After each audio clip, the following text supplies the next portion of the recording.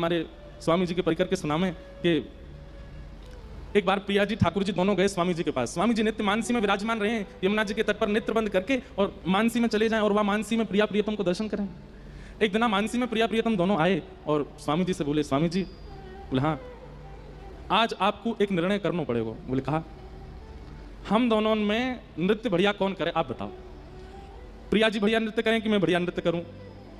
स्वामी जी बोले, ये तो आपने असमंजस में डाल दिया मुंह को, जाको नाम लूंगो सोई दूसरों बुरो मान जाएगा। वैसे तो दोनों एक ही हैं। बिहारी को मतलब ये आप जो कुंज बिहारी कहते हैं, या को मतलब केवल ठाकुर जी नहीं, कुंज बिहारी मतलब कुंज में जो विहार कर रहे हैं, वो विहार अकेला नहीं करता है, दोनों करते हैं, युगल करते हैं। बिहारी को मतलब युगल है, बिहारी को मतलब ठाकुर जी नहीं है।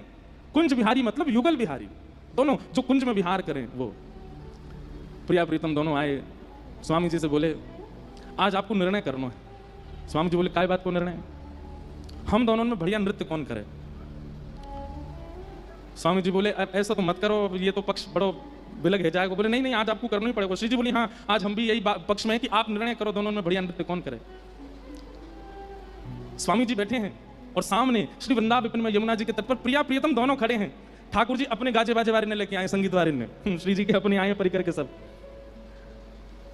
बोले पहले कौन करेगा? पहले श्री जी बोली पहले हम करेंगे, और हम जो करेंगे वाकई बात वही ताल वही धुन पर ठाकुर जी करेंगे, और फिर आपको निर्णय लेना दोनों में तो कौन से ने बढ़िया किया। ठीक है। मृदंग बजने प्रारंभ भई, वीणा बजनी प्रारंभ भई और श्री जी ने सुंदर नृत्य करना प्रारंभ किया। ऐसे सुंदर सुंदर भाव भंगिमा हाथन की ऐसे सुंदर सुंदर कला करने लगी। ठाकुर जी देख रहे हैं दूर खड़े है कि अपने संगीत वाले देख ले, ये ताल बजानी या बढ़िया बजानी है, मैं करूंगा, फिर स्वामी जी निर्णय देंगे। श्री जी ने ऐसा नृत्य किया कि सब रीझ गए। स्वामी जी के तो नेत्र सजल है गए, श्री जी विराज गए।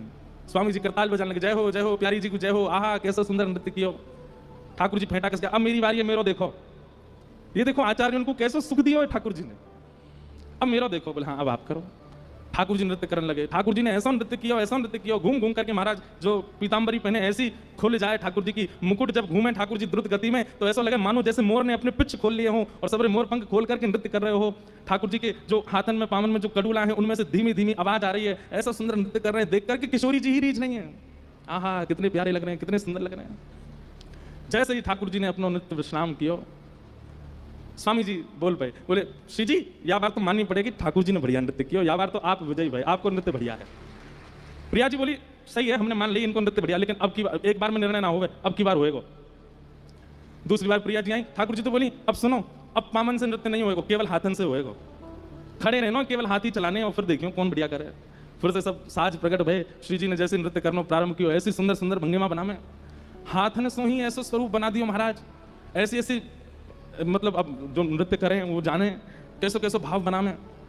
ठाकुर जी देख करके समझ गए भैया जेबारा तो हमने सीखा ही नहीं। अच्छा गुरु जी तो प्रिया जी हैं, गुरु जी तो श्री जी हैं, नृत्य तो उन्हें सिखाया हुआ है, तो गुरु जी तो कभी कभी ऐसी तान छेड़ दें, ऐसे ऐसे भाव लिया में जो शिष्य को सिखाया ही नहीं है। ठाकुर जी मानो मनी मन करें जेबारा तो ना सिखाया मुझे, बोले अब करो। अब की बार ठाकुर जी आए तो फिर स्वामी जी बोल गए जय जय, या बार तो श्री जी विजयी भैया, या बार तो श्री जी जीत गए हैं, या बार तो श्री जी की विजय भैया। ठाकुर जी बोले दो पक्ष में तो फिर पटला बराबर है गयो, तीसरी बारी में पता चलेगी श्रेष्ठ कौन है। और श्री जी दोनों बार में आपने पहले नृत्य किया, अब की बार मैं पहले करूंगा, आप बाकी बात जो मैं करके दूं, जो मैं परोसूं वाकू आप करियो। फिर श्री जी बोली हाँ अब क्या करो। ठाकुर जी बोले ना हाथ चलेंगे ना पैर चलेंगे, केवल भौं अटकेंगी अब तो।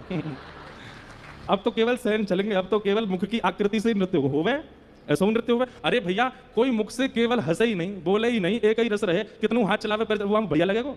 मुख की आकृति यदि सुंदर नहीं बनी हो, हाथ पैर खूब चल रहे हो तो रस नहीं आवेगा। और मुख के भाव भंगिमा को करवे में तो हमारे लाल जी सबसे आगे। किशोरी जी बोली ऐसा लेके आए हैं जामे मैं इन्हें हरा ही नहीं सकूं, क्योंकि भैया इनकी मुखाकृति, इनके सैनन पे, इनके नेत्रन पे कौन वारी नहीं जावे।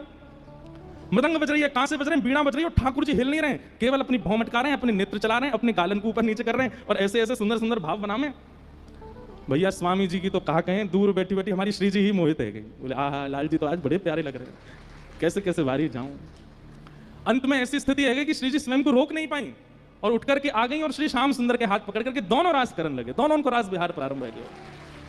स्वामी जी देख करके आनंदित है रहे, रास करते करते द्रुत गति में करते करते करते करते जैसे ही थके दोनों जाकर के स्वामी जी की गोद में ही विराजमान है गए, और विराजमान है करके बोले अब बताओ स्वामी जी कौन ने अच्छा रास किया।